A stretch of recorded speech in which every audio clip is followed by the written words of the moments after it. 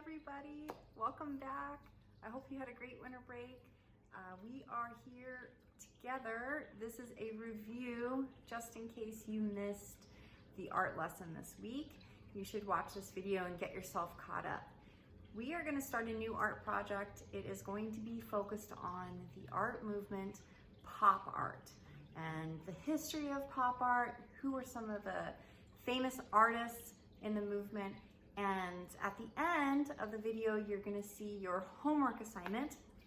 And what all you really need to do, students, is find an object that is part of your popular culture or our popular culture, and be able to draw it really well. So take some time over the next several days and draw a few times, get comfortable with the object that you're going to draw and be ready to start on our final next week.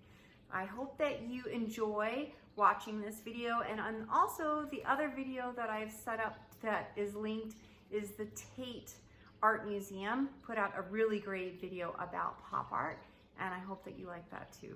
All right, let's get started. Let's start off just everybody on the same page. We are talking about the art of pop art. Pop art was a movement that started in the United Kingdom and the United States in the late 1950s. And still today, there are popular artists, pop artists. Pop art was a movement, and what I mean by that is there are and have been many different types of art movements over the course of our history of people, of living on this planet. Art movements are like trends in the art world. Things that you might think of when you hear that are trending or things that are viral. But if you had to think of some ideas, what would you think that might be trends in our world today? Take a second to think of it. Some of the things that came to my mind were things like everybody wants to have bath bombs, or play with slime, or draw unicorns, or 3D printing, play Among Us. Everything's a robot. You got Alexa all over the place, right? Trends in art are different types of art movements that artists have either invented or become a part of. And just so we're familiar with the idea of art movements, I'm sure that you have seen paintings from the art movement of the High Renaissance. This is the Mona Lisa. You've seen artists create work from the Expressionist movement, Expressionism. This is the Scream. Maybe you've even seen artwork from the Impressionism movement. This is a Claude Monet painting. The artwork that we're going to study is from the movement of pop art, which started in the late 1950s in the United Kingdom and the United States. We're going to study two of the most famous artists from this era. When people think pop artists, they probably right away jump to our first artist. This is Andy Warhol. And Andy Warhol was very, very famous for creating work about celebrities, money, food, and in general, things that were part of everyday pop culture. People were familiar with the objects that Andy Warhol was creating. Another artist is Roy Lichtenstein, and Roy Lichtenstein was really famous for creating painted works that looked like comic book designs. All those little dots that you see are painted on with the use of stencils. I was fortunate enough to see a Roy Lichtenstein in the Phoenix Art Museum just last week, and I knew right away that this was his work because if you look closely at the details of this painting, you can see all the little tiny dots and the sort of bright colors that he was famous for. When I say pop culture and pop art, they are inspired by each other. A lot of times when we think pop art, what we're really saying is what's happening in our pop culture.